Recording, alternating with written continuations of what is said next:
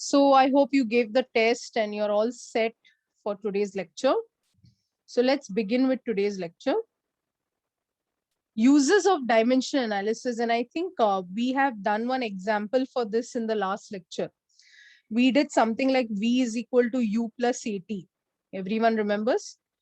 V is equal to U plus AT करके हमने शुरू किया था, right? We had started off with to check the correctness of a physical equation. हमने LHS equal to RHS solve करके check किया था कि क्या LHS के जो भी dimensions हैं क्या वो RHS से match होते हैं. अगर वो match होते हैं, we say that the first use of this dimension analysis we have succeeded, because we are basically checking using dimension analysis an entire physical equation, isn't it? So we say that, you know, this has absolutely helped us. Now we're going to the next part, which must have come for the test also. Okay.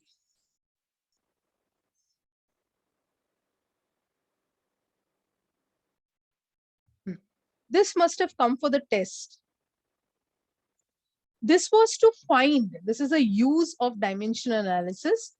This is used to find the conversion factor between the units of the same physical quantity. Example, अगर हम लोग force की बात करें तो force को MKS में हम लोग न्यूटन बताते हैं और CGS मतलब सेंटीमीटर ग्राम सेकेंड में हम उसको डाइन बोलते हैं. So we have to know the conversion from, just like how we know the conversion from meter to centimeter, centimeter to meter, kg to gram. Just like that, we need to find out the conversion factor between these units, like Newton and dyne. Okay, similarly, we can talk about Joule and ergs. Joule is an SI system, yeah, MKS system. And when we are going to convert it into the centimeter gram system, that time it is called ergs, ERGS. Yes, Joule मतलब work का हो सकता है, kinetic energy का हो सकता है, जिसका भी जूल है उसको हम एक फॉर्म में दूसरे फॉर्म में कन्वर्ट कर सकते हैं. सो एसआई यूनिट में जिसको जूल कहते हैं हम उसको अर्ग्स में कन्वर्ट कर सकते हैं. So let's go for this particular use. Are you ready for it? Please take down the heading. The use का पहला use आपने लिखा है. You can take this as the second use and write to find the conversion factor between the units of the same physical quantity. Please write that down. Yeah, because Aryan, the test was not for the fresh batches, it was for the old batches actually. But I thought that it will be a practice if you give the test. That was the objective. I hope you understand that I thought कि आप दे सकते हैं, इसलिए मैंने सोचा कि जितना आप दे सकते हैं. That's why I said full marks is not something we are looking for, because उसमें से I think only 15 marks मेरा था, right? Not even 15. I don't know how many marks I said the paper. Right? Full 20 is not my paper, right? 10 marks is my paper, right? So you have crossed that. So out of measurements में तुमको कितना आया? Measurements के 10 mark में तुमको कितना आया वो जानना मेरे लिए ज्यादा जरूरी है. Shubh says he's got 9 on 10. Yeah. Measurements is the topic that I said. So 10 marks में मेरे हिसाब से बहुत सारे जन को, yes, स्नेहा सिंह 8, दीपांजलि सिंह 8, सोनम 8. सिर्फ वो जूल वाला क्वेश्चन को छोड़ के बाकी सब तो आना चाहिए. 7 या 8, Kartiki Singh 8. Oh, is it Ashish? Okay, Surender is 8, Darshan 7. ठीक है. Good. That's excellent. Aryan 6, no problem. It's actually a practice. इतना याद रखना, कोई भी टेस्ट छोड़ना नहीं है. टेस्ट छोड़ोगे तुम लोग? कोई टेस्ट छोड़ना ही नहीं, जाके लिखना है जो आता है. You know, you just go and write the test. I have seen that majority of the good students 12th में उनका मार्क्स इसलिए कम होता है क्योंकि after a certain period they stop writing the test. I don't know why that happens. Like एक test में कम आ गया तो फिर यू नो मैं अभी टेस्ट नहीं दे रहा, मेरा नाम खराब हो गया, you know that kind of a thing. But that's not the stand. You have to keep writing the test. जितना ज्यादा टेस्ट आप लिखेंगे आपको, you know, it's self improvement. Don't bother about what you are getting, just think that अच्छा जो पढ़ा था वो आया कि नहीं, यू नो, जो पढ़ा था वो लिख पाए कि नहीं. So please see that you write maximum test. No problem, Indresh. This must be your first or second lecture, that means, right? I don't think you sat for all the lectures. So I would say that please go through the videos. It will really help you. Because this is one of the simplest chapters, Indresh. Simplest matlab, you know, we say it's a very basic chapter, but it's one of the simplest chapters.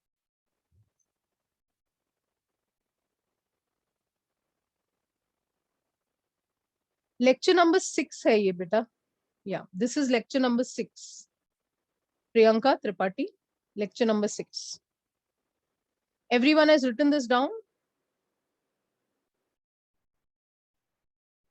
Please give me a thumbs up if you have finished writing this down. Okay. Done, written? Okay. So let's get to work now. Now, first I will tell you the Joule thing because it's the example given to us. I'll explain that. I'll write the solution down. Please pay complete attention on the screen. Everyone will pay complete attention on the screen. Can we start? ठीक है, तो अब हम convert करके देखने वाले हैं. यार ये कन्वर्जन कहाँ से आ गया? देखो ध्यान से सुनो कि क्या चल रहा है यहाँ पे. अब ध्यान से सुनना, सबका ध्यान बोर्ड पे होना चाहिए. मुझे क्या प्रूफ करना है आपको समझा? मुझे प्रूफ करना है कि 1 joule is equal to 10 to the power 7 ergs. Dimension use करके मुझे ये प्रूफ करना है. Prove that. Everyone clear with क्या प्रूफ करना है? I have to prove. Yes, Ashish, that is enough. Yeah. Prove that 1 joule is equal to 10 raised to 7 ounce. मुझे आप पहले बताएं, guys, can you tell me कि ये जूल किसका यूनिट है? किसका यूनिट है? फर्स्ट पॉइंट, किसका यूनिट है जूल? वर्क का. ओके. कैन आई से एनर्जी का? Yes, everyone agrees. एनर्जी का जो यूनिट होता है वो अपना क्या होता है? जूल. एनर्जी का dimension, can anybody unmute and tell me the dimension? Can anybody unmute and tell me the dimension of energy? You can raise your hand. Anyone? Okay, Karan. Yes, Karan. Miss, the dimension for the energy is Miss M1 L2 T minus 2 and Miss I0. Thank you, Karan. Excellent. So it is nothing but M1 L2 T minus 2. Everyone agrees with this? M1 L2 T minus 2 energy का dimension. आप देखो इसको convert कैसे करना है, बहुत ही interesting है. इसको कन्वर्ट कैसे करना है? सीजीएस में हम जानते हैं, अभी देखो ये जूल क्या है? जूल क्या है? 1 जूल मतलब क्या होता है? वर्क डन, है कि नहीं? वर्क डन क्या होता है? What is work done? Force into displacement. Agreed everybody? Work बोले, एनर्जी बोले, it is nothing but force into displacement. Work done अगर हम बात करें, it is force into display. अभी फोर्स क्या होता है? Force is mass into acceleration. Everyone clear? Into displacement मतलब मैंने क्या किया? फोर्स के जगह पे लिख दिया मास इनटू एक्सेलरेशन. मैं स्टेप बाय स्टेप बता रही हूँ. The text book doesn't say step by step, so please pay very much attention. तो ये हो गया अपना डिस्प्लेसमेंट. मास क्या होता है? केजी. एक्सेलरेशन क्या होता है? मीटर पर सेकेंड स्क्वायर. इनटू डिस्प्लेसमेंट क्या होता है? मीटर. इसलिए अपने को क्या मिल रहा है? केजी मीटर स्क्वायर पर सेकेंड स्क्वायर. ये 1 जूल होता है, जिससे हमने क्या लिखा? डायमेंशन लिखा, है कि नहीं? KG that means M1, metre square माने L2, सेकेंड का स्क्वायर माने T रेस टू -2. अब इसका दूसरा फॉर्म कैसे निकालते हैं? Second step. I hope first step is very clear. I want to find out 1 joule is equal to x ergs, because ये 10 to the power 7 जो यहाँ पर है, ये प्रूव करना है, ये 10 to the power 7 कैसे आया, है कि नहीं? तो 1 joule is equal to x ergs. तो अभी इसको लिखना कैसे, ध्यान से देखना मैं कैसे लिख रही हूँ. ओके, 1 जूल क्या होता है, m l t, यानी कि ये 1 है, ये 2 है, ये -2 है.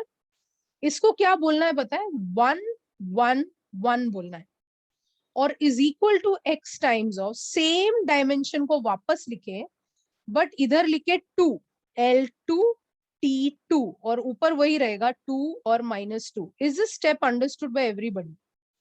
क्या करना है, जूल ये जो डायमेंशन है, यानी कि m1 L2 T-2, उसको 2 बार लिखना है, लेफ्ट हैंड साइड पे और राइट हैंड साइड पे. बट उसको कैसे लिखना है, 1 1 1 और राइट साइड पे 2 2 2. चलेगा? Is just an assumption because erg is a different CGS unit and joule is an SI unit. ये SI में है और ये CGS में है, सेंटीमीटर ग्राम सेकेंड में. तो जस्ट टू डिफरेंशिएट कि दोनों एक नहीं है, जूल अलग है, इसलिए देखो यहाँ पे लिखा है SI unit of work and erg is the CGS unit of work. तो दोनों सेपरेट दिखाने के लिए हमने 1 1 1 और 2 2 2 यूज किया है. जैसे फॉर एग्जाम्पल मुझे क्या बोलना है, मुझे आपको बताना है कि किलोमीटर और metre. Can I say that both are units of distance? Can I say that both are units of distance? दोनों डिस्टेंस के यूनिट्स हैं, बट दोनों में बाइफिकेशन है, because when I am talking about kilometre and say I am talking about, चलो simplest example ले लेते हैं, मीटर और सेंटीमीटर. मीटर और सेंटीमीटर दोनों डिस्टेंस के यूनिट्स हैं, बट एक किसमें है, एसआई सिस्टम में है, और दूसरा वाला किस सिस्टम में है, सीजीएस. तो दोनों को डिफरेंट दिखाना पड़ेगा ना, इसलिए एक को 1 1 1 डालना है, ये सबसे सिंपलेस्ट टैक्टिक है, और दूसरे साइड पे क्या डालना है, 2 2 2. सेम डायमेंशन को दोनों तरफ एक जैसे लिखना है, बट लेफ्ट वाले को 1 1 1 डालना है और राइट वाले को 2 2 2 डालना है. Can you do that? It's very simple guys, don't take physics difficult. Same dimension को 2 बार लिखना है, बट लेफ्ट साइड पे 1 1 1 डालना है, राइट साइड पे 2 2 2 डालना है. Can you do that? Can I proceed? कुछ करना ही नहीं है अंकित, इसमें कुछ समझने वाली बात ही नहीं है. अगर कुछ होता तो मैं बताती. दोनों जूल इज वर्क का यूनिट, एक साइड पे आप 1 1 1 लिखो, दूसरे साइड पे आप 2 2 लिखो. अभी आप ऐसे पूछ रहे कि वाई 2 into 1 is 2, अभी इसका जवाब तो होता नहीं है कि नहीं? So you know you are basically asking me why you are writing 1. अरे इट्स अ मेथड, तो ही तो जाके प्रूफ बनेगा, है कि नहीं? तो 1 1 1 लेफ्ट साइड पे, 2 2 2 राइट साइड पे लिखो पहले. क्या क्या अभिनव, नहीं समझा मुझे? पहला लेक्चर है आपका. फर्स्ट पॉइंट तो सबको समझा, right? First point is not even, I mean I don't no, it doesn't deserve to be explained again. I think this first part is a repetition of 8 9 10th 11th. मतलब सबको पता है कि energy, work, force into displacement, force. Abhinav, is it your first lecture?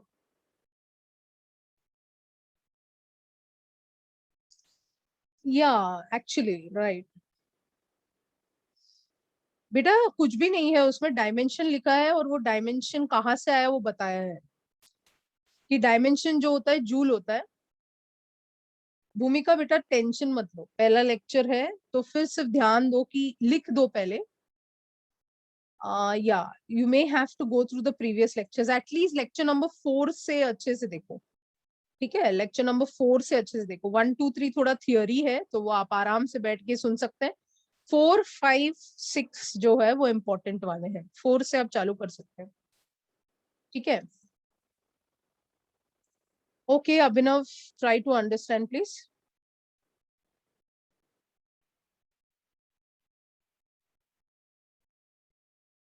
All your doubts are really first step पे कोई doubt आना ही नहीं चाहिए, मतलब it's the basic formula guys. I practically think you all are not paying attention, because everyone knows force is mass into acceleration, and acceleration is meters per second square. इसमें तो अभी 50 डायमेंशन करने के बाद it looks like you asking me what is m. So that's irrelevant. Okay, let me proceed with my derivation. Otherwise, the chat box will continue to flow with unnecessary doubts. Let me just put it that way. Please pay attention, guys. You're disturbing the rest of the class. Let's get back to the derivation. Priyanka, it's irrelevant of you to ask like that. We are looking at the direct dimension of energy beta. उसमें आप acceleration को वापस velocity into time में split करके आपको क्या मिलेगा, velocity upon time में स्प्लिट करके आपको क्या मिलेगा. वहां कुछ स्प्लिट नहीं, मैंने वो उन लोग के लिए किया जो पहली बार लेक्चर बैठे. मैं तो पहला स्टेप डायरेक्ट सिर्फ डायमेंशन ही लिखूं, बाकी के स्टेप्स तो तुमको समझाने के लिए मैंने लिखा है. It's completely nothing to do with step number 1. Everyone knows the dimension of energies m1 l2 t-2. जिनको नहीं आता है उनके लिए मैंने वो एक्सप्लेनेशन नीचे दिया है. Nobody is going to tell you to write that. Everyone just wants the dimension. So can I get back to my derivation, guys?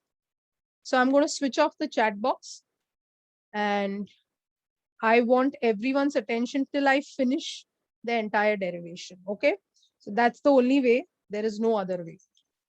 So let's get into it.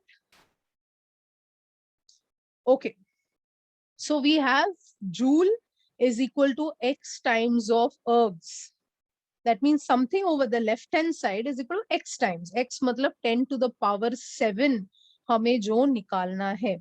Now let's see how to write the third step. So I'm writing the third step.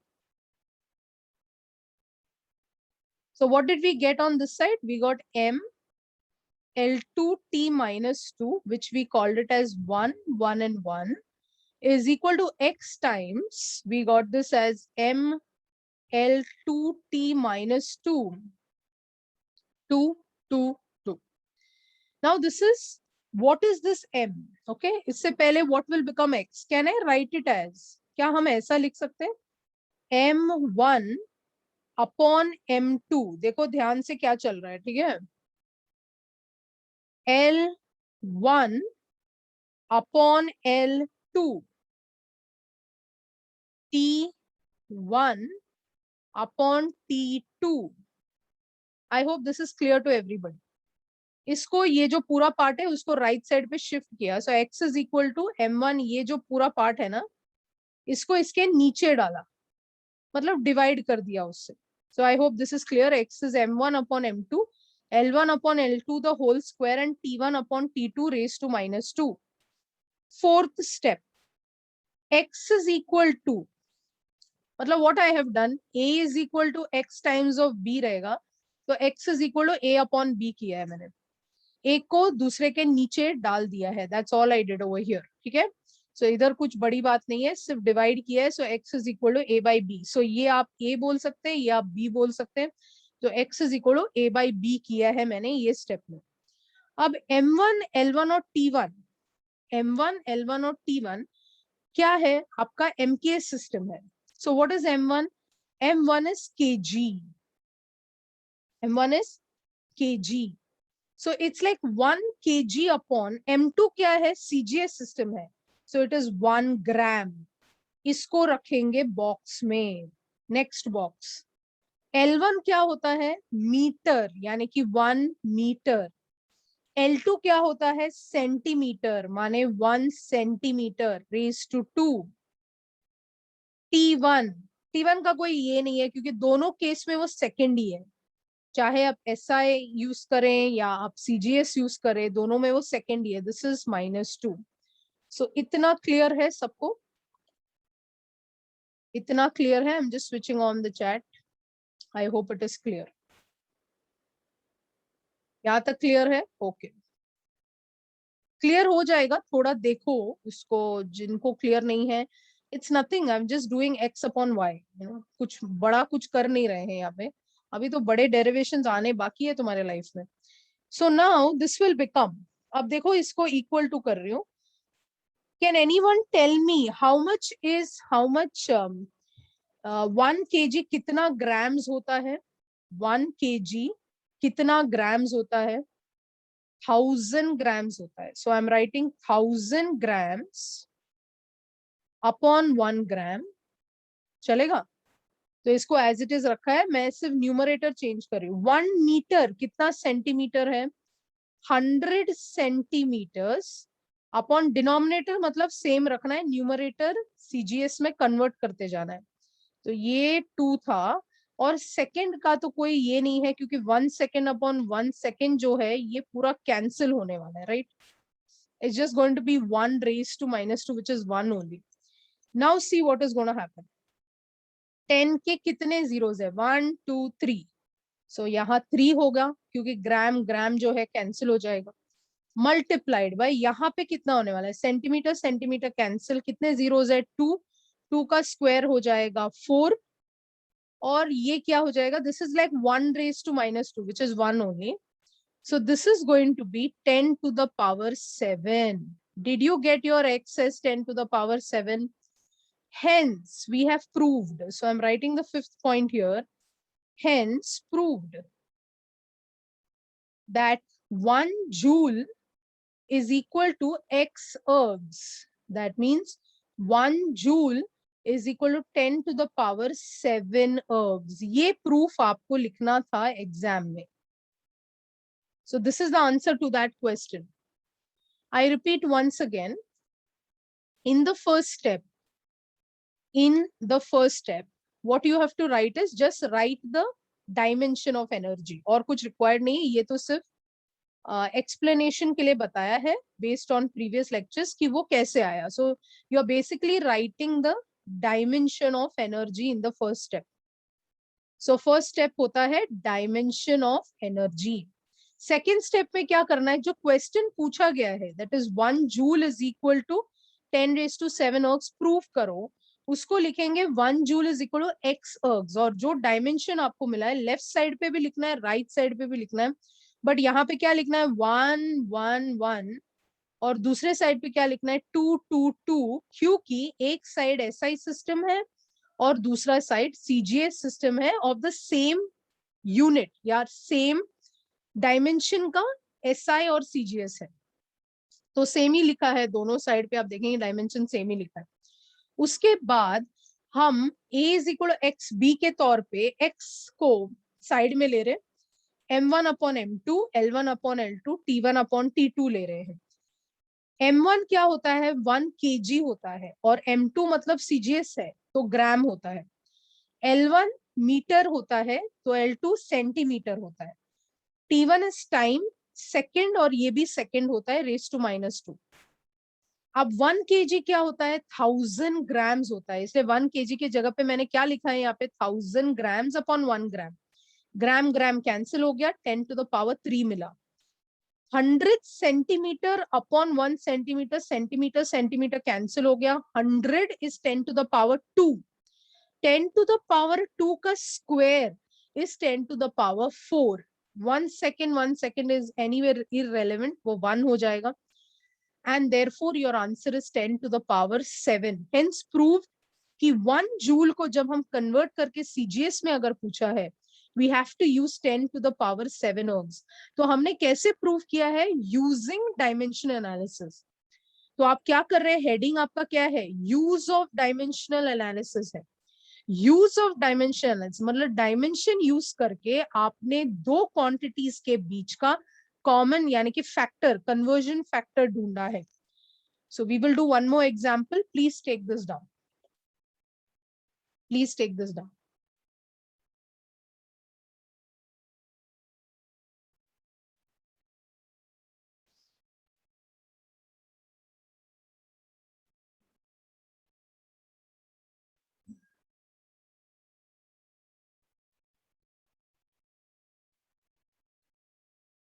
Please take this slide down first, then we move to the next slide. If you have any relevant doubt, please type it in the chat box. The chat box was closed till now, so I hope it's clear. Please take it down.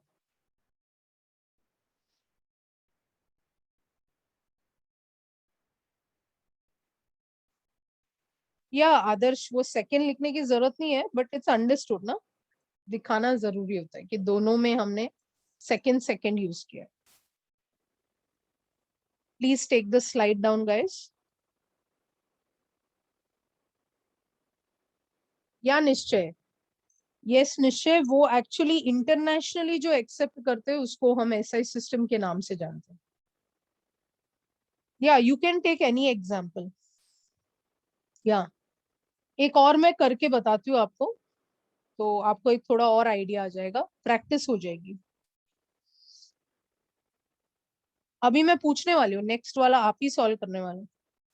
मैं question पूछने ही वाली हूँ आपको. एक मैंने किया, एक आप करे, तो हिसाब बराबर होता है ना.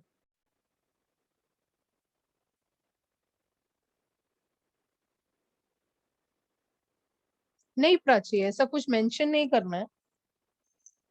That is irrelevant. It's just uses 1 2 3. Can I move to the next slide? Everyone has completed this slide. Done everyone? Can I move? Don't say then previous slide. इसलिए अगर अब भी चाहिए तो बताओ कि रुकना है कि नहीं रुकना है. You can say 1 minute. You can say wait. सबका हुआ है?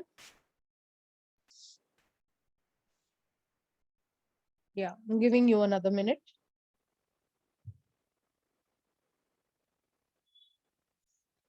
क्या? Yes सत्यम. मीटर का सीजीएस क्या होता है? सेंटीमीटर होता है. हम तो सिर्फ फंडामेंटल यूनिट में ही खेल रहे हैं ना, तो मीटर का सेंटीमीटर होता है, केजी का ग्राम होता है, और सेकंड को तो वैसे भी दोनों सिस्टम में सेम ही रखते हैं. हम्म.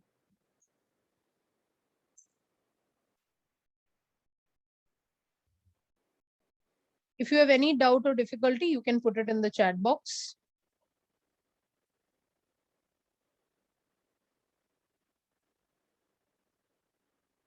Done everyone? Okay. Kaustubh done? Okay. Next. Please take this down carefully. Third, fourth, and fifth step.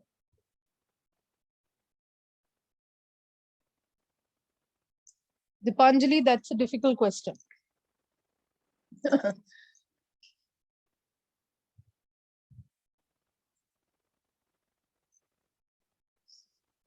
They don't ask, NEET में derivation नहीं होता है. They will ask you, we will see the questions written. Let the chapter be over, then only we can discuss.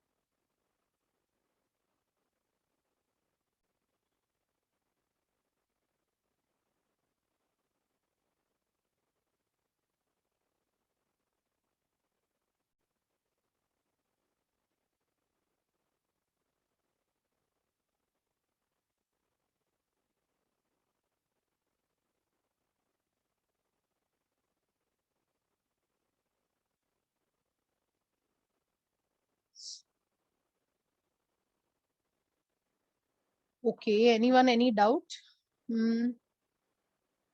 -2 already था ना T के ऊपर, अभिनव, वो -2 already था ना?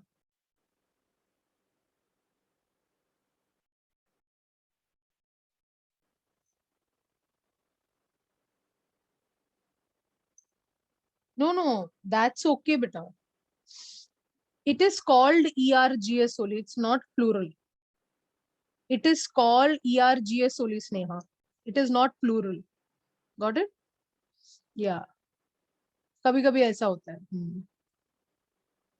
Any other doubt? I don't think so. Okay, fine. So can you do one for me? Can you try?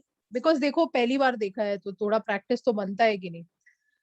तो let's try another example जिसमें आप लोग मेरा help करो, ठीक है?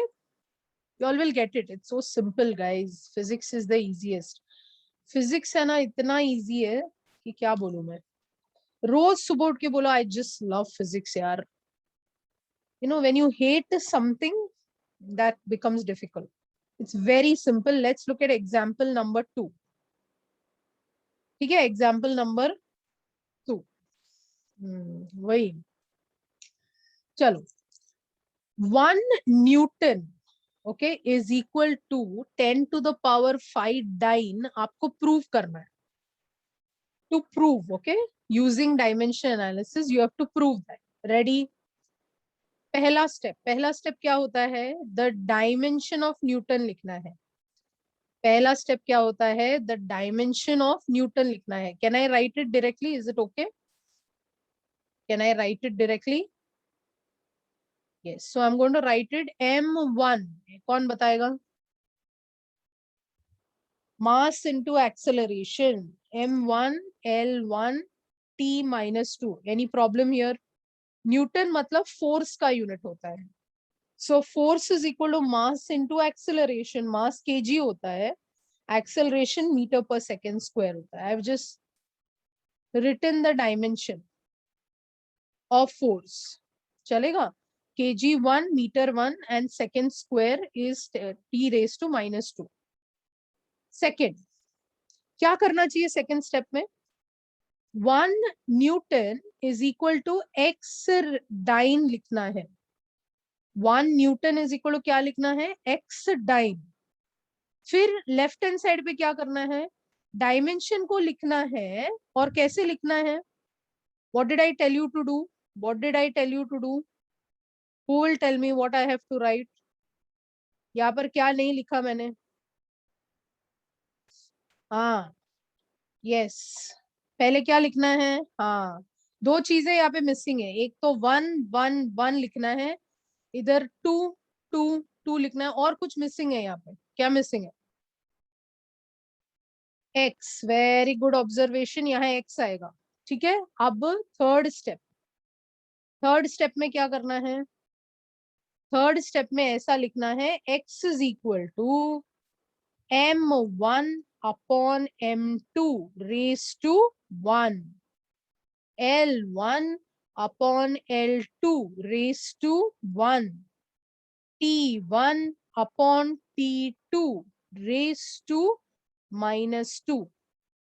Can you try solving? I'll give you a minute. Can you try solving? 1 minute के लिए ट्राई करो. सेम चीज करना है.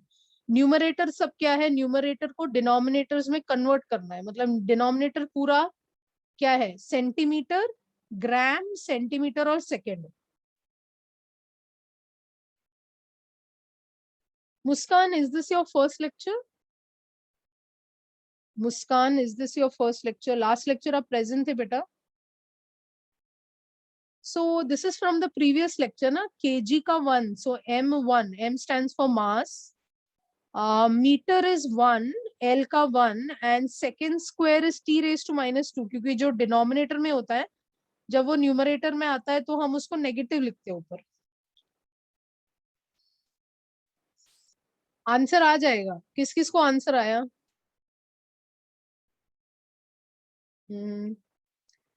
यप. हाँ, जो मिक्स में बैठे आज मुझे पता है, तो जिनको आता है वो आंसर नहीं करे. Yes. So can I convert? Okay. Now let's convert it. I'm converting it. Okay, very good तेजस. तेजस ने वहां ले पूरा टाइप किया है. ये क्या हो जाएगा? 1000 grams upon gram, right?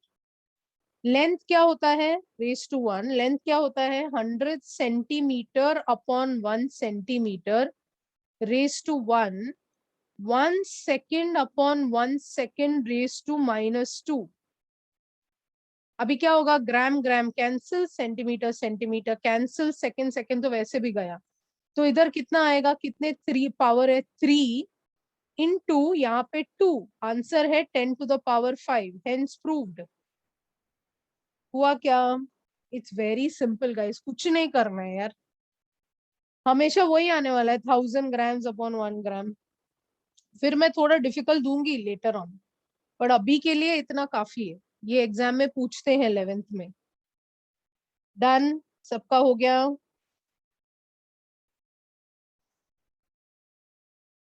दर्शन का भी आ गया बोल रहा है. सृष्टि का आ गया, सनी का खत्म हो गया. Done everybody.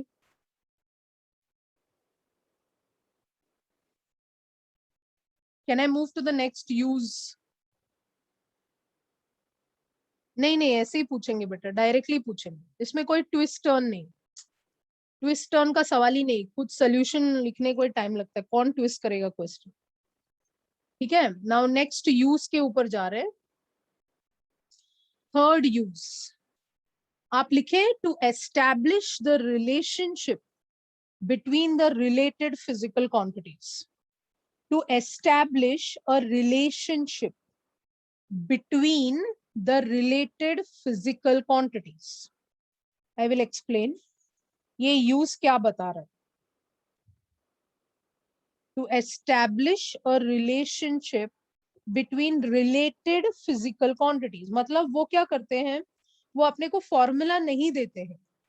आई रिपीट वंस अगेन, वो हमें फॉर्मूला नहीं देते हैं और हमें प्रूफ करना होता है कि ये फॉर्मूला मतलब कैसे आया करके. You know, like we have to make the formula. मतलब तुम लोग साइंटिस्ट बनने वाले हो अभी. तुम लोग फॉर्मूला का निर्माण करने वाले हो. तुम लोग फॉर्मूला को डिजाइन करने वाले हो.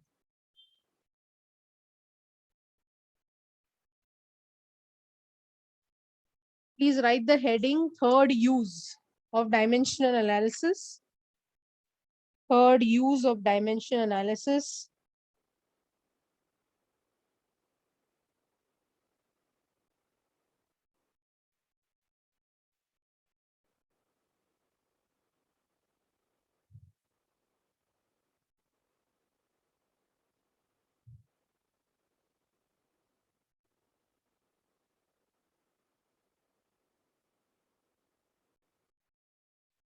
हाँ, ब्लैक वाला ही लिखना है. जो डार्क में है, बोल्ड में है, उसी को लिखो.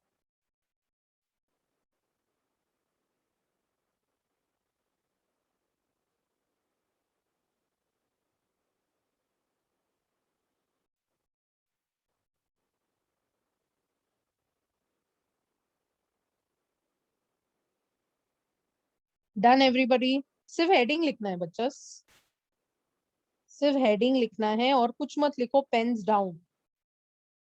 Breathe, drink some water. Dimension analysis का नेक्स्ट वाला देखने वाला. लंबी सी सांस लो, फिजिक्स इजी लगेगा.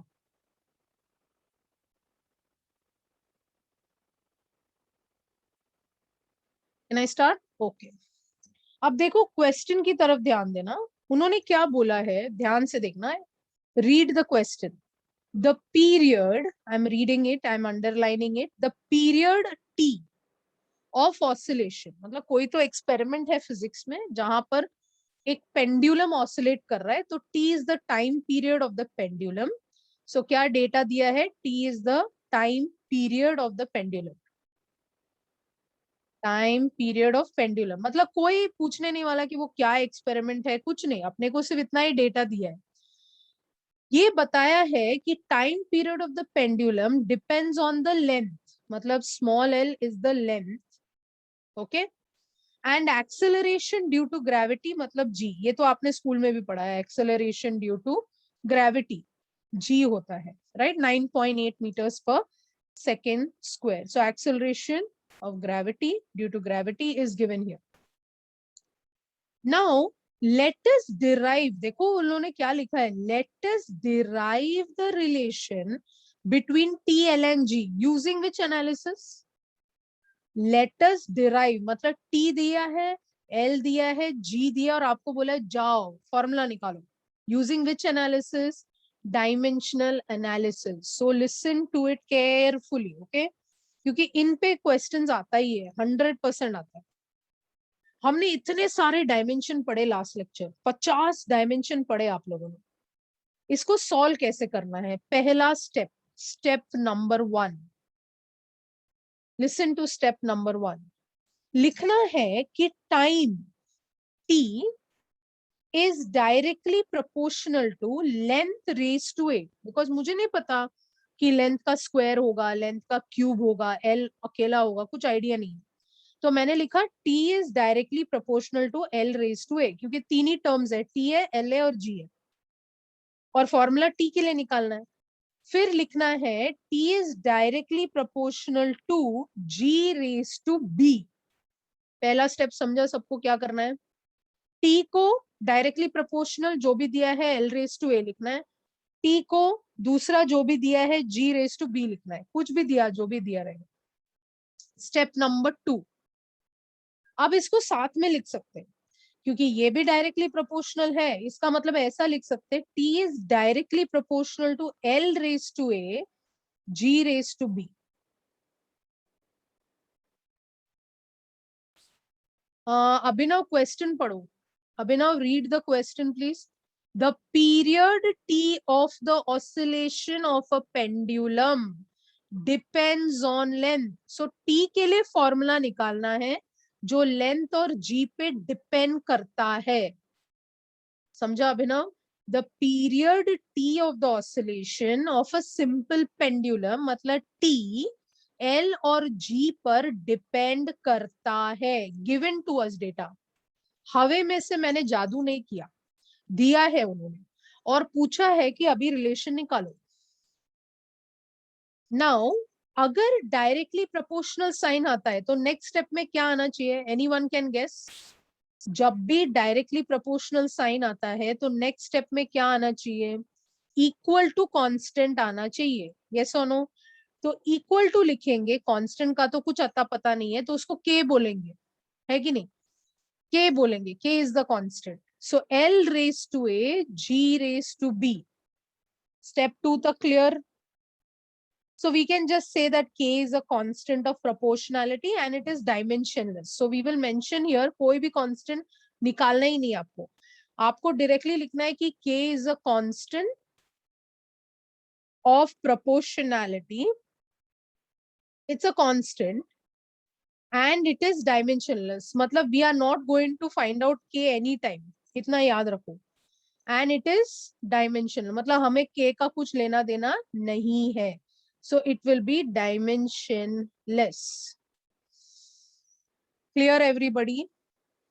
Sneha, it is a pattern बेटा.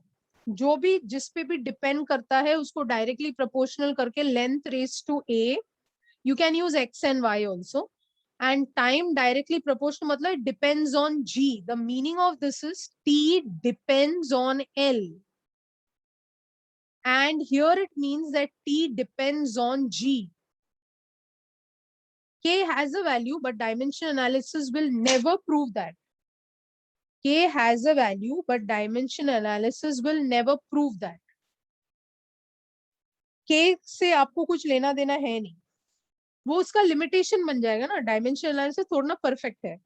फिर हम लिमिटेशन में बोलेंगे कि इसका एक लिमिटेशन है कि वो कांस्टेंट को निकाल नहीं सकता.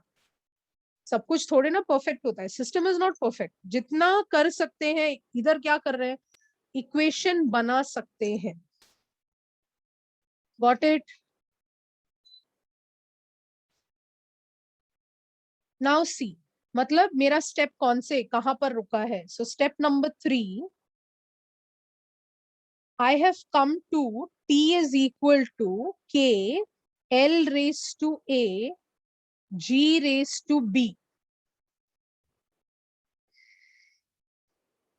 इच्छा, अपने को पता नहीं ना बेटा, एल स्क्वायर है, एल क्यूब है, तुम्हें पता है क्या? तो तुम मुझे बताओ। हमको फॉर्मूला डिराइव करना है, हमको नहीं पता है कि स्क्वायर है, स्क्वायर रूट है, क्यूब है, डिनोमिनेटर में है, न्यूमरेटर में है कि नहीं? हम तो अजम्पशन से चल रहे हैं। let L be raised to A, because I don't know what's A and B. I will find out using dimension analysis. Wait till the derivation is over, guys, please.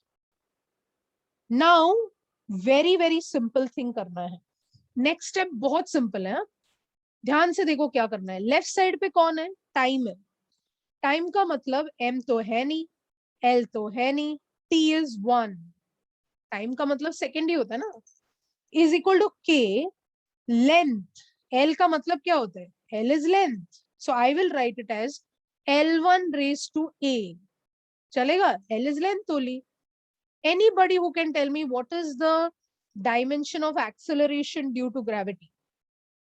What is the dimension of acceleration due to gravity? Acceleration due to gravity का dimension क्या है? Very good. It is meter per second square raised to b. Any problem? So हमने यहाँ length का dimension लिखा है और यहाँ पर हमने एक्सेलरेशन ड्यू टू ग्रेविटी का डायमेंशन लिखा है. अब नेक्स्ट स्टेप में देखो क्या करना है. Is equal to k times of l के टर्म्स को साथ में लेना है.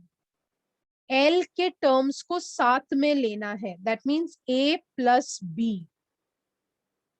L के टर्म्स को साथ में लेना है, मतलब L रेस टू A रहेगा. चलो इसको ब्रेक करके दिखाते हैं.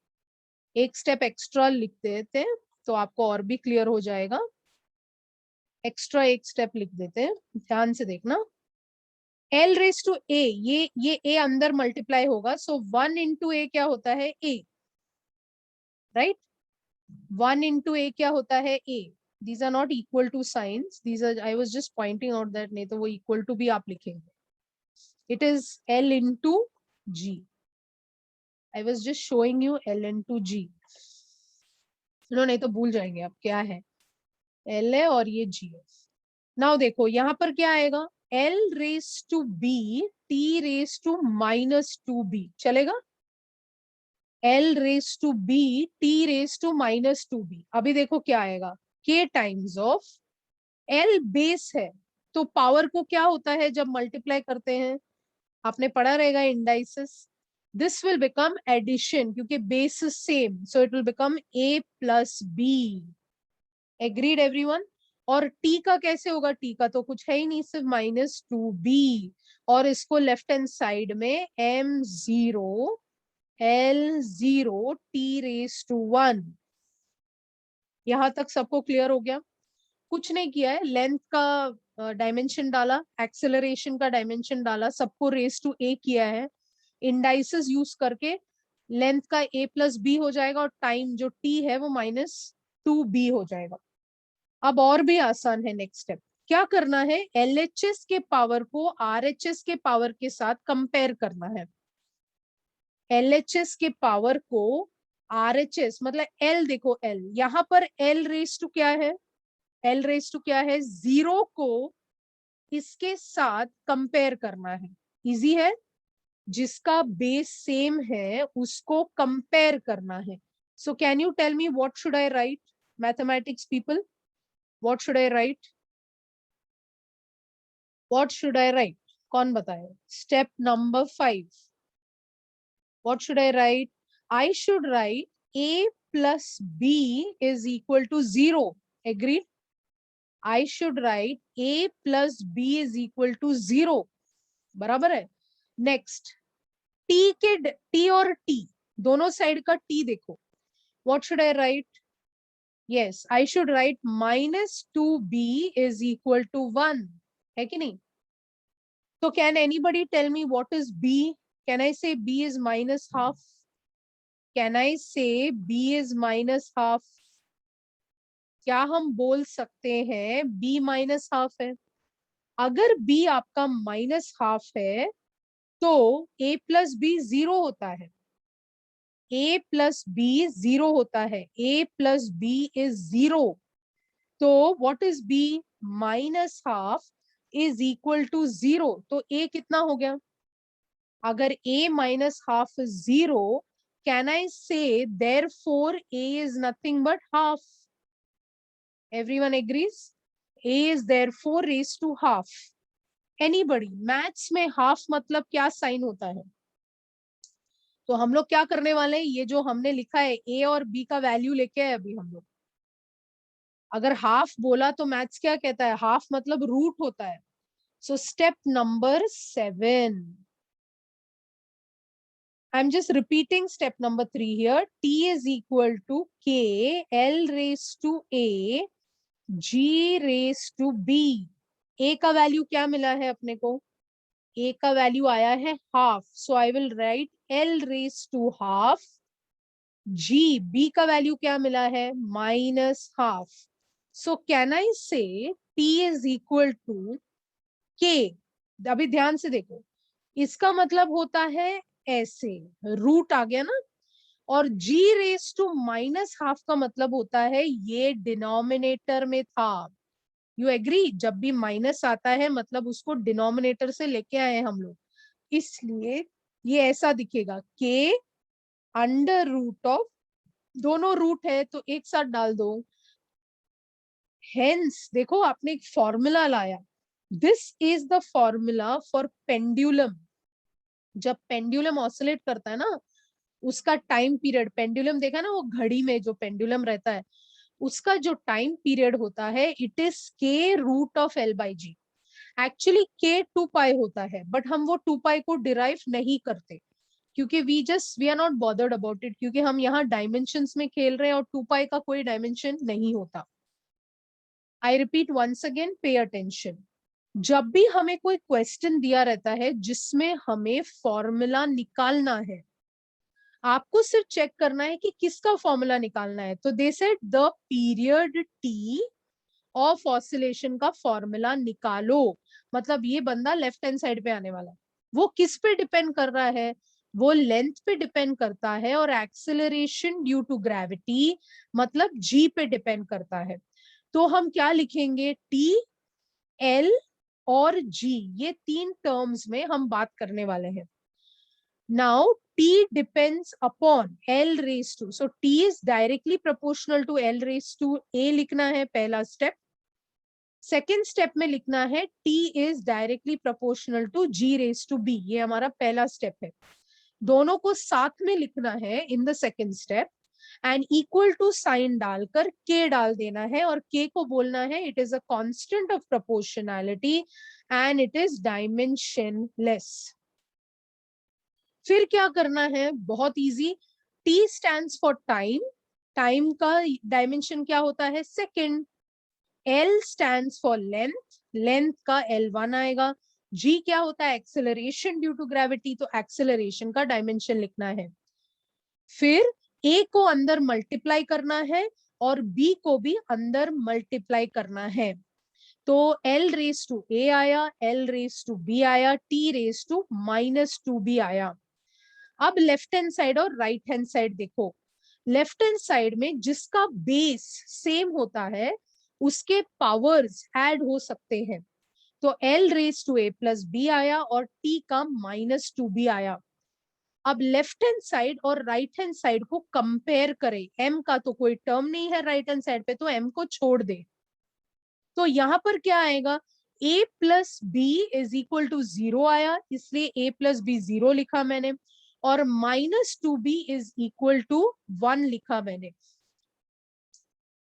प्रकाश राज, मीटर्स पर सेकेंड स्क्वायर है ना, एक्सेलरेशन इज मीटर पर सेकेंड स्क्वायर, तो उसका -2 आएगा ना। ये तो डायमेंशन है एक्सेलरेशन का। लिस्ट देखें आप, 50 का लिस्ट देखें। A plus B is equal to 0 और -2B is equal to 1। So B क्या आया? -हाफ, या फिफ्थ वाला होगा। या थैंक यू अंकित। फिर हमें A और B का वैल्यूज मिला। फिर हमने क्या किया? A और B को सब्स्टिट्यूट किया। We substituted them back into the formula to get the formula. So congratulations guys, you all derived a formula. मतलब हमें फॉर्मूला डिराइव करने को भी होता है. सिर्फ इसका एक लिमिटेशन है, इसका एक डिसएडवांटेज है. क्या है डिसएडवांटेज? हम कांस्टेंट को नहीं निकाल पाते. कांस्टेंट हमेशा एक्सपेरिमेंट के थ्रू ही निकलता है. तो आप डायमेंशन का एक डिसएडवांटेज बोलो तो आप बोल सकते हैं कि डायमेंशन से हम किसी भी फिजिक्स के इक्वेशन का कांस्टेंट नहीं निकाल सकते. हम फिजिक्स के किसी भी इक्वेशन का कांस्टेंट नहीं निकाल सकते using dimensional analysis. I hope guys this is clear. Is it clear everyone? Everyone has understood. हम प्रैक्टिस तो जरूर करेंगे बट इतना तो आना चाहिए. This is the simplest form और the simplest example that is given. Please take it down, the first slide. Please write it down, and if you have any doubts, please put it in the chat box. I've opened the chat box. You can put your queries there.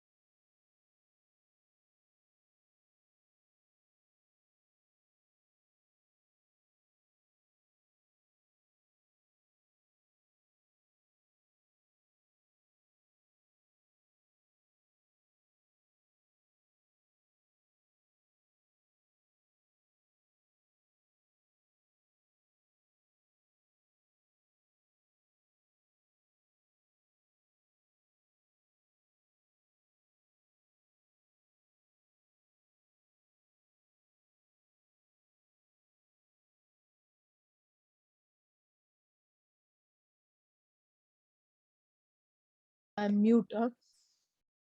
Thank you. या आदर्श, सिर्फ current electricity का ampere जो है वो fundamental है. Voltage, resistance, वो सब fundamental नहीं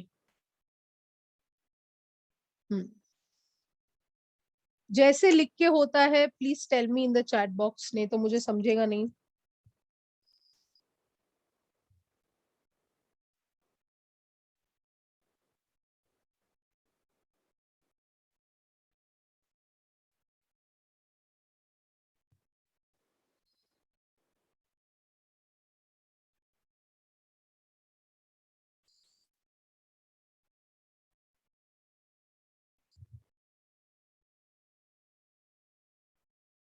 पहले इसको समझ लो, फिर टेक्स्ट बुक के कुछ क्वेश्चंस है वो करना है. आप ट्राई करोगे क्या? Do you want to try the questions first? Based on what we are studying today, will you try the question? I will explain it in the next lecture. But will you try the questions as homework, and then we will discuss the same in the next lecture? Is that fine with you guys?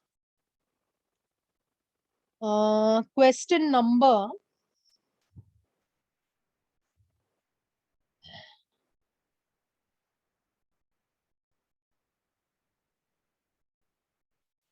question number 9 for homework.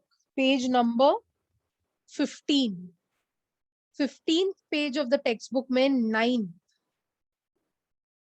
Thank you, Rachel. Thank you so much, dear, for the wishes. मैंने एक बड़ा सा एक poster देखा. पता नहीं आप में से किसने बनाया. आपने बनाया, 12th वालों ने बनाया. I saw a poster of Teachers' Day yesterday. That was very nice, nicely done.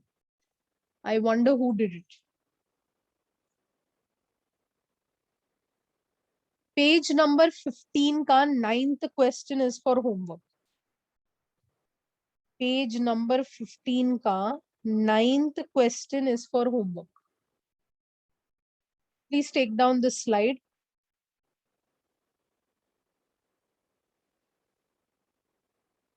This is the second slide only, na Priyanka?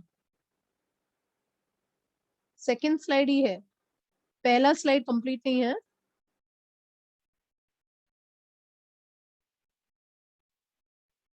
No, distance is always L only. Karan, दिया है ना क्वेश्चन में बेटा, लेंथ एल। मैं क्यों question change करूं? सी, तुम लोग को ऐसा नहीं सोचना है कि everything is not a question, you have to read the data. Data में दिया है कि एल लेंथ है, तुम जाके एच क्यों लोगे भाई? है कि नहीं? Acceleration due to gravity G उन्होंने दिया है, so you have to consider what is given in the question. Obviously ना, क्वेश्चन का ही आंसर ढूंढेंगे। Question number 9 of page number 15। आप में से जो होमवर्क यूजुअली करते हैं, I would request all the class to do it, ताकि नेक्स्ट एग्जाम में फुल मार्क्स आए। Try to do question number 9।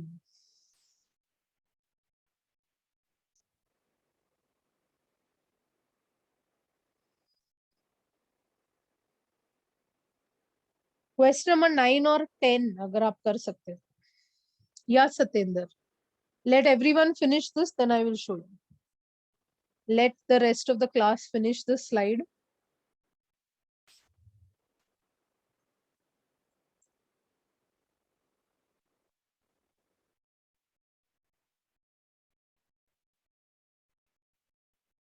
Class को फिनिश करने दो बेटा।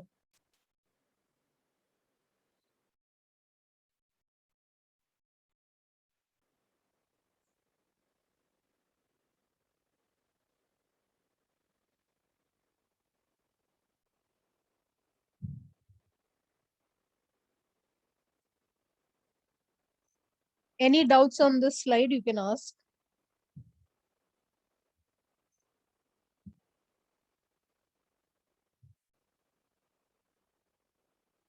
So हमारा पहला एग्जाम्पल था v is equal to u plus 80, जो हमने लास्ट लेक्चर में किया। So first point of dimension analysis क्या है? हम चेक कर सकते हैं कि जो इक्वेशन है वो सही है कि नहीं। सेकेंड, हम कन्वर्जन फैक्टर फाइंड आउट कर सकते हैं। 10⁻⁷ हमने फाइंड आउट किया, 10⁵ हमने फाइंड आउट किया, तो हम कन्वर्जन फैक्टर निकाल सकते हैं। थर्ड, हम एक फॉर्मूला ही, सोचो कितना अच्छा है डायमेंशन, हम एक फॉर्मूला ही डिजाइन कर सकते हैं। हमें वो फॉर्मूला डिराइव करना 100% आएगा, बट इसमें एक डिसएडवांटेज क्या हो गई? डिसएडवांटेज क्या हो गई? हमारा डिसएडवांटेज क्या है कि हम कांस्टेंट को नहीं निकाल सकते, हम कांस्टेंट डिराइव नहीं कर सकते, या उसका वैल्यू क्या है वो नहीं पता लगा सकते, इसलिए लिमिटेशंस में वो आएगा। So this is a very important part of the chapter. I hope you will be able to do it. But हम slowly पढ़ रहे हैं, तो जितना मैंने आपको समझाया है वो बार बार आप रिवाइज करें, ताकि एक एक level I will teach you, I will teach you one level. Trust me on that.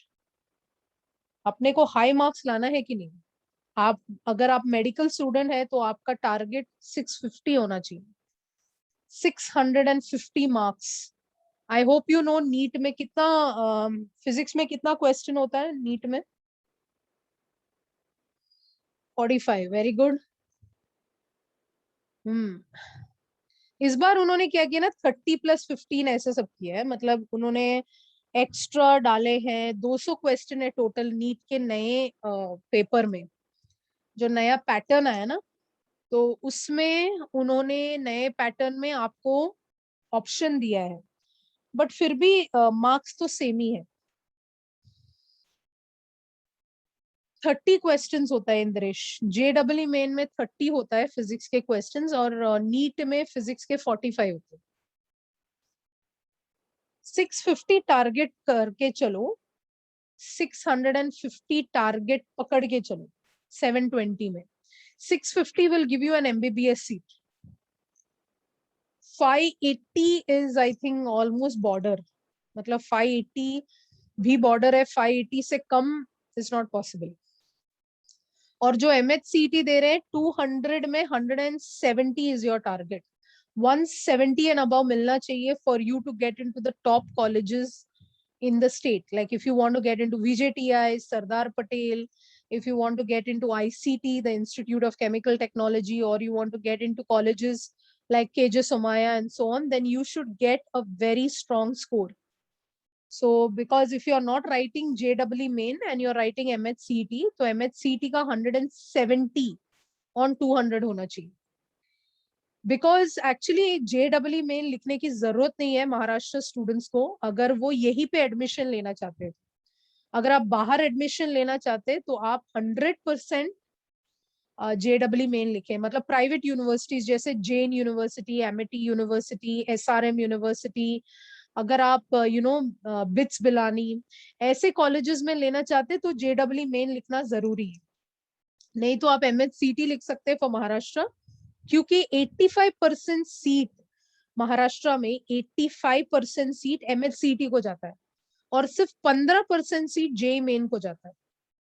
ठीक है, तो JEE मेन उन्हीं को लिखना है. अगर से फॉर एग्जांपल हम मुंबई छोड़ के गुजरात सेटल होने वाले हैं, या हम मुंबई छोड़ के बैंगलोर सेटल होने वाले हैं, अगर वो स्टेट बदलने का सोच रहे तो ही JEE मेन देना है, नहीं तो कोई जरूरत नहीं है. It will be like unwanted efforts, I would say. NEET tough नहीं होता है प्राची, बट हमारे सीट्स कम होते हैं बेटा, हमारे पास सीट ही नहीं है. तो प्रॉब्लम नीट का स्कोर का नहीं है, प्रॉब्लम ये है कि नीट का पेपर बहुत इजी आता है, बट नंबर ऑफ स्टूडेंट्स बहुत ज्यादा है और सीट्स बहुत कम है. इंजीनियरिंग में थोड़ा कंफर्टेबल है क्योंकि we have so many colleges.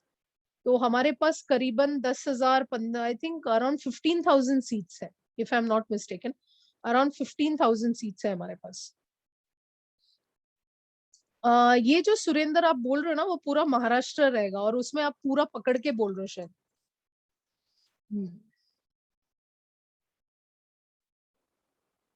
Now let's look at one question. Let me see how many of you can answer. Before that, let's go to the dimensions. Let's go to the disadvantages, जिसको limitations कहते हैं. Let's look at the limitations, guys. Can everyone read the first question and understand what I'm trying to say? The first point is saying the value of the dimensionless constant can be obtained with the help of experiment only. Do you agree with the first one? Do you agree with this point, everyone? अभी तो मैंने बोला कि constant ये limitation है. Limitation का मतलब क्या होता है? डिसएडवांटेज. ये क्या नहीं कर पाएगा? डिसएडवांटेज. कांस्टेंट तो हम डायमेंशन से नहीं निकाल सकते बेटा, हमको एक्सपेरिमेंट के थ्रू ही कांस्टेंट का वैल्यू मिलेगा. सेकंड, डायमेंशन एनालिसिस, देखो बहुत इंपॉर्टेंट पॉइंट है, can not be used to derive relations involving trigonometric. सबको समझता है ट्रिग्नोमेट्रिक? हम ये जो साइन कॉस वाला जो डेरिवेशन रहेगा ना, no chance, dimension analysis help नहीं करेगा. जो आपने अभी किया t इज इक्वल टू क्या लिखा था, k root of l by G, उसमें ना कोई साइन कॉस नहीं था.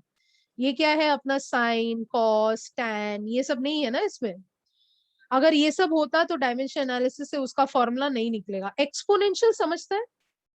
e रेस टू आपने देखा रहेगा, e race to minus 2x, ऐसा ये एक्सपोनेंशियल होता है. तो ऐसे बहुत सारे इक्वेशंस है फिजिक्स में जिसमें एक्सपोनेंशियल आएगा, बट डायमेंशन एनालिसिस अपने को हेल्प नहीं करता. Logarithmic functions, log log of x कुछ आया, log of x raise to b कुछ आया, नो चांस. ऐसे डेरिवेशंस हम कर ही नहीं सकते. व्हाई? बिकॉज ये सारे क्वांटिटीज डायमेंशनलेस है. Why? Because all these quantities are dimensional. उसका रीजन भी दिया है कि dimension analysis can not be used for the formulas which have logarithms, which have trigonometric functions, which have exponential, because they are dimensionless. इनका कोई dimension थोड़ी ना होता है. एक्सपोनेंशियल का डायमेंशन नहीं होता है, लॉग साइन कॉस टैन का डायमेंशन नहीं होता है कि नहीं? तो फिर कहाँ से डालेंगे डायमेंशन एनालिसिस में? लेंथ का होता है, टाइम का होता है, तो हम डाल सकते हैं. रेचल, साइन कॉस का कोई डायमेंशन ही नहीं होता. यू रिमेम्बर लास्ट टाइम जब हमने 50 क्वांटिटीज लिखे, ऐसे बहुत सारे क्वांटिटीज थे जिनके डायमेंशन ही नहीं है. तो अगर डायमेंशन नहीं है तो आप फॉर्मूला कैसे निकालेंगे? यहाँ पर डायमेंशन था, आपको पता था कि डायमेंशन क्या है, तो आपने फॉर्मूला निकाला ना. लेंथ का तुम्हें पता है डायमेंशन क्या है, एक्सेलरेशन ड्यू टू ग्रेविटी का तुम्हें डायमेंशन पता है। अगर मैंने लिखा होता t इज इक्वल के साइन ऑफ एक्स, साइन का डायमेंशन ही नहीं होता, तो फिर कहां से फॉर्मूला निकल के आएगा? So you can get a formula where there is log, where there is exponential, where there is logarithm, because they don't have any dimension. So we can't come out with any formula for them. We can't check. No, we can't. No, we have to do it by a normal derivation, जो हम लोग सीखेंगे अलग अलग chapters में. मतलब there we are not going to use dimensions, we will use our derivation, we'll use the logic behind it, the assumptions, the experiments, scientist ने जो हमें रिलेशन दिखाया उसके थ्रू हम डिराइव कर सकते हैं, बट डायमेंशन से डिराइव नहीं कर सकते. बात यहां सिर्फ डायमेंशन की हो रही है ना. Now listen, this method is not useful if the constant of proportionality is not a dimensionless quantity. For example, everyone knows this formula. What is this formula?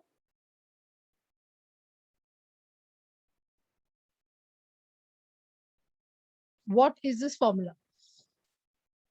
Gravitational force, everyone knows this. अभी मुझे बताओ, next question, क्या जी को dimension हो सकता है? क्या जी को कोई यूनिट है?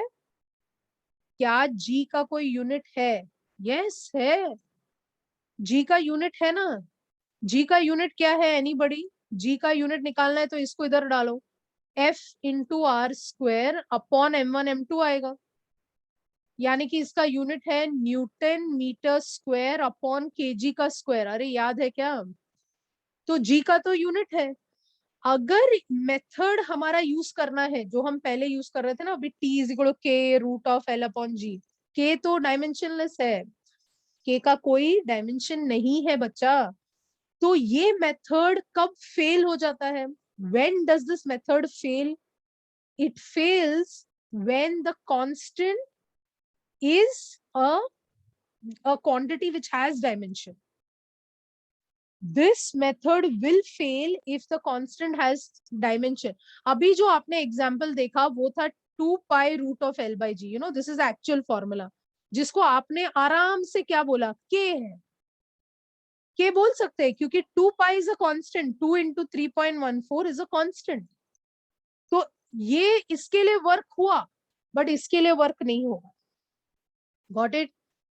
एक के लिए वर्क होता है तो दूसरे के लिए वर्क नहीं होगा. कब वर्क नहीं होता है? जब कांस्टेंट का कोई डायमेंशन है. यहाँ कांस्टेंट का कोई डायमेंशन नहीं था, इसलिए it worked for this, but it will not work for this because G has a unit, has a dimension.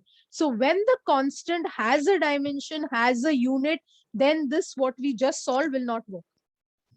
So you don't have to worry about all this. They will only give you formulas to derive which जिसका unit नहीं होता है.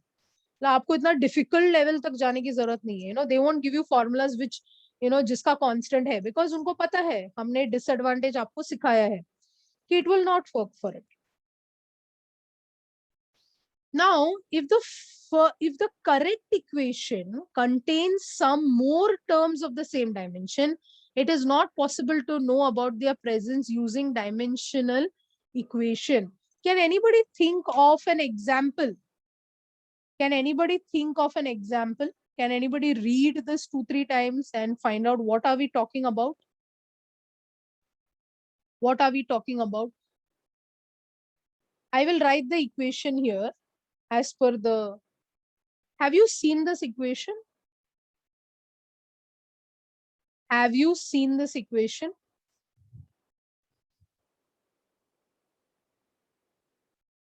You have seen this equation? Yes. It is the second kinematical equation. Everyone has seen this? Okay. हमने जो derive किया t is equal to के root of L by जी, क्या कोई प्लस माइनस साइन था?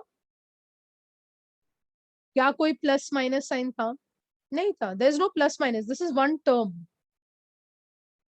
Suppose I say kinetic energy is half mv square.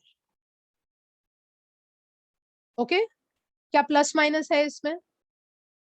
क्या plus minus है? Potential energy is mgh. No plus minus, right? So इनका क्या कहना है? डायमेंशन एनालिसिस से ये निकाल सकते हैं, ये निकाल सकते हैं, ये निकाल सकते हैं. बट अभी ये जो है, they are saying if the correct equation contains one or more terms of the same dimension, one or more का मतलब ये वेलोसिटी इनटू टाइम है, और यहाँ पर देखो सडनली एक कांस्टेंट आ गया, फिर एक्सेलरेशन इनटू टाइम स्क्वायर, मतलब इसका यूनिट सेम रहेगा, नहीं तो ऐड कैसे करेंगे ना। जब आप 10 किलो सेब खरीदेंगे, 10 किलो कांदा खरीदेंगे, तो किलो किलो है तो ही ऐड कर सकते हैं, मतलब इसका डायमेंशन और इसका डायमेंशन इक्वल है। बट इसमें क्या प्रॉब्लम है, एक के पास कांस्टेंट है, दूसरे के पास कांस्टेंट नहीं है, तो ऐसा कुछ कर सकते हैं क्या? सो डायमेंशन एनालिसिस बोलता है मैं नहीं कर सकता सॉल्व। समझ में आ रहा है? T is equal to k root of L by G was very easy, आपने डायरेक्टली प्रोपोर्शनल डाला, रेस टू a डाला, रेस टू b डाला, निकाल लिया। काइनेटिक एनर्जी का भी निकाल सकते हैं because half is a constant. We can find out m into v square. We can find for anything which does not have plus and minus sign. It's that means तुम्हारे दिमाग में ये तो बैठ गया रहेगा, it's not a great technique, है कि नहीं? एक तो साइन, कॉस, लॉग, एक्सपोनेंशियल से नहीं निकाल सकता, फिर अगर प्लस माइनस है तो आप तो देखेंगे ना इतने सारे इक्वेशंस जो फिजिक्स में आएंगे, उसमें obviously plus minus multiplication division सब आएगा, है कि नहीं? तो एक टर्म रहेगा, इन अदर वर्ड्स दिमाग में ये रखना है कि एक ही टर्म रहेगा, जैसे हाफ एम बी स्क्वायर एक ही टर्म है, तो हम इसको यूज कर सकते हैं, नहीं तो नॉट पॉसिबल। Clear guys? समझा? सबको समझ रहा है क्या चल रहा है? So I just want you to take down the points. Please take down the points. Limits first point. If any doubt in the 4 points, please tell me. Any doubts in the 4 points, please tell me.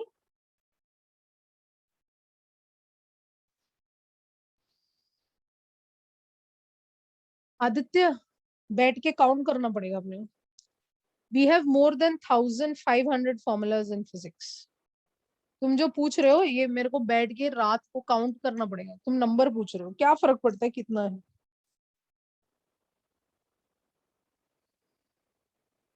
Yeah, Abhinav, we'll discuss that again. How many of what? Yes, no, I was just answering to Aditya's question.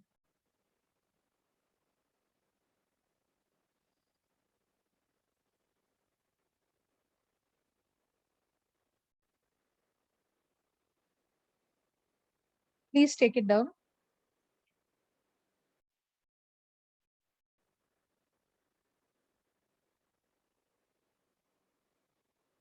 Acha, okay, okay. Yeah, yeah. Yes, Aditya.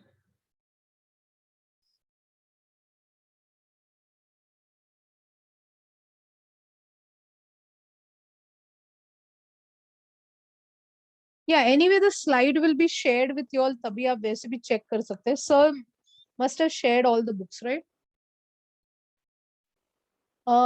ऐसा कुछ नहीं होता Neha. It's a wrong thing to say that, you know, if you use a particular book, आपको 650 above आएगा. No, ऐसा कुछ नहीं होता है. लोगों ने मार्वल करके भी 650 लाया है. So ऐसा नहीं होता है कि you use a particular book and you will get full marks. Not a single question has been repeated in NEET from any book. It doesn't come from a book. It does not come from a book. It is actually made by teachers, so it does not come from a book. This is not my area. Please ask the classes. Book के बारे में सब आप classes को पूछे. प्रशांत sir को आप पूछे, वो बताएंगे. My job is only to tell you the name of the book. Either you Google it, you will get it on Amazon, or you can ask Prashant sir, because I think classes gets on a discount, or they may have extra copies or something like that. Yeah, Dipanjali. Yeah. Rachel, why do you want to go to that institute? Not a great institute. I think it would be a very bad selection. They are not well known and they have a very poor, they don't have, their performance is not good. Students are sitting at home and they spend, I think per year, they spend 20 lakhs. It's 20 lakhs per year. That is 1 crore to become an MBBS doctor. And I think it's completely worthless to do something from those institutes. Third point, please likhe. Third point. MIT's Aksh, if you want to get over there, then it's not very difficult, but I don't know how you'll gel well with the Pune crowd. If you're okay with them, then normally Mumbaikars want to stay in Bombay. Matlab, it's better to stay in Mumbai than to travel a little onto the other side, just for the sake of the crowd. Their crowd is slightly different than yours, so you may not be very comfortable with them. So that's why students work so hard so that they can stay in the city.